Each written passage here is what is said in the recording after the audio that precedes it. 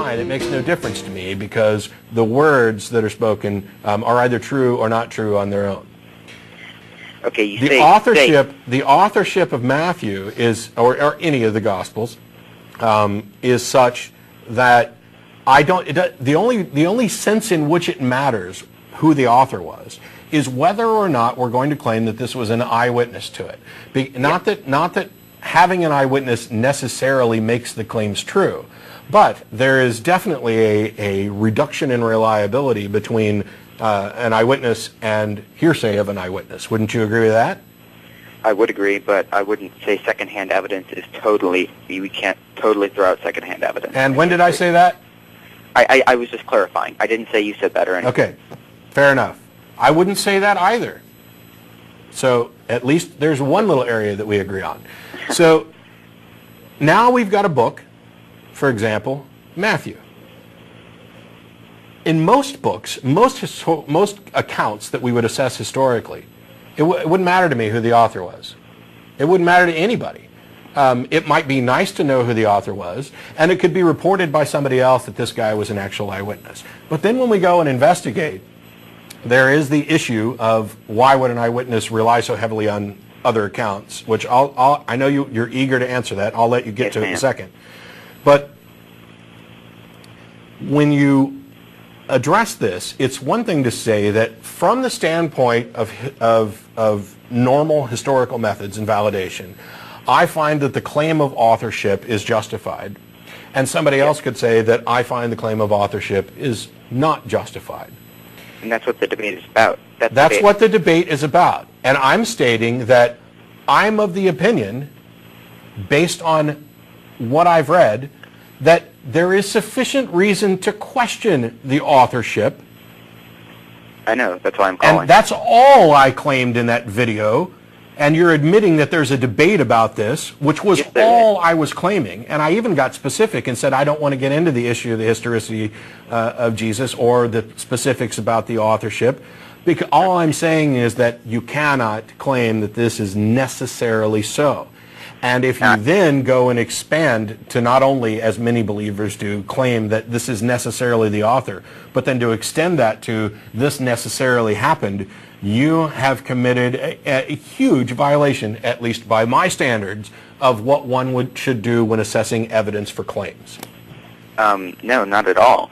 Now, what the debate is about is, by these historical criteria, did Matthew write Matthew? And I say yes. I say there is absolutely extremely good reason. And I say I don't know. I know you say that. So why did you get so upset? Because I said I don't know. Dude, I wasn't upset. Someone asked me to respond to it, okay? Well, why did you attack me as if I said that he didn't, when you know I said I don't know?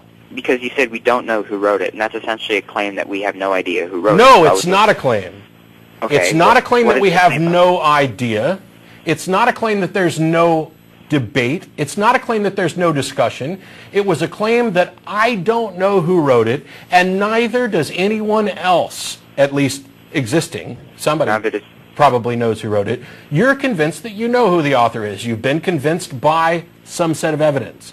Not everybody's convinced. There is a debate, as you've already admitted. You knew that my position was I don't know, and yet you debunked it as if I asserted, in your own words, that we have no idea.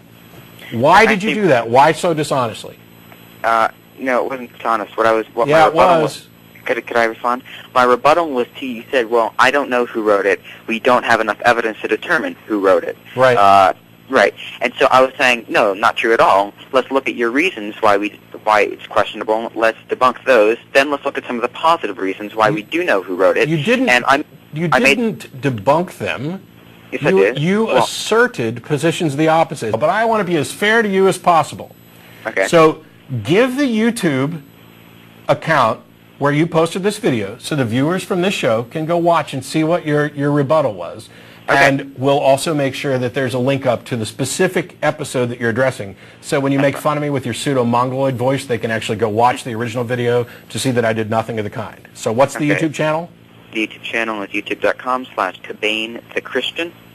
The YouTube video is entitled A Reply to the Atheist Experience on Matthew. Yep.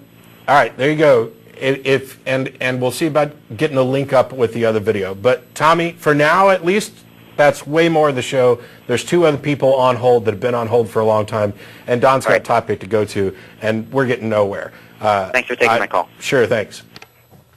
I wasn't sure that Tommy was necessarily going to call in. Somebody pointed me to the video where he decided to debunk something that I didn't say and then go on. But in any case, you can go... So this is a YouTube response to some clip that... To a clip from one of our shows? Yeah, okay. Where I talked briefly. Yeah. Briefly. I should mention that we have almost 800 clips that our fans have put up. Wow. It's just astounding. Thank you. Yes. And by the way, the short YouTube clips are the ones that seem to draw in the most people, which means the clip of that discussion will never make it on YouTube. And I apologize. You might be surprised. This is something that let me touch on this for a minute. I don't want to talk through the whole show. You can get back to your stuff, and we'll take more calls. The show's been on for about 11 years. I've been doing this for 4 and some change years, approximately years. We get lots and lots and lots of email, and some of it is laudatory, some of it is critical, some of it is pointing out mistakes that we've made in the past. And I've repeatedly thanked people for pointing out mistakes. We will, if it's a serious enough mistake, correct it. But I go out of my way on many occasions to put on my Christian hat and play theist advocate. When, for example, and I hate to keep picking on Don, if Don comes on and starts talking about something and it goes a step or so further than I think it should from the standpoint of a Christian about maybe painting people with a broad brush, I jump in. When it comes to claims of the historicity of Jesus or the authorship of the Bible or any of those things, I'm not a historian, don't claim to be. Matter of fact, I don't claim to be an expert on anything except my opinion. And I'm fairly decent at explaining how I got to my opinion. Far from an expert even at that.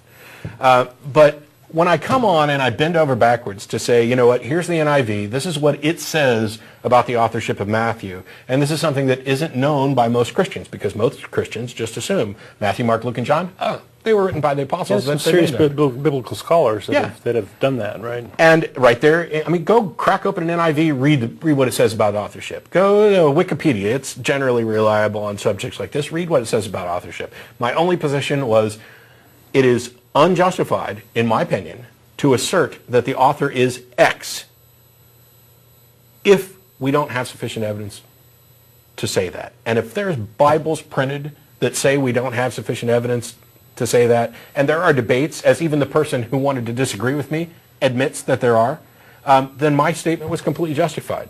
And if you go watch his clip, you'll see that he'll claim that he debunks everything. In actuality, he simply asserts. When I point out that there's no contemporary eyewitness testimony to any event in the life of Jesus, this old tired canard has been debunked I don't know how many times, it's nonsense. And that's it. He does not explain why the lack of contemporary evidence, matter of fact, he doesn't dispute that, but he doesn't explain why it's tired. And it's not tired. It might be tired to him because he doesn't have anything to say. The fact of the matter is, if the only reports of Elvis we had were written 5 years ago, and people were claiming he was still alive, it would be completely justifiable to say that there are no contemporary accounts. Actually, Elvis is probably a bad pick because we're close. George Washington. If we had no record of George Washington and no conversations about him, and not even any claims of any eyewitness testimony until 65 years ago, it would be justifiable to say, you know what, we don't have any accounts written during the time that he was supposedly alive.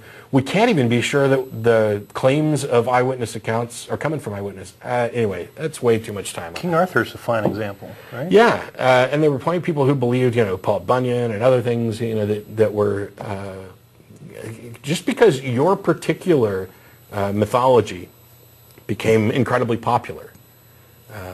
And by the way, I'm going to have to look into whether or not there's miracle claims in the Quran, because I'm not going to accept your word for it, and the same reason I'm not going to accept the anonymous author of the book of Matthew when he says that zombies got up and crawled into Jerusalem. Brains. You can't win. You can't win with original sin.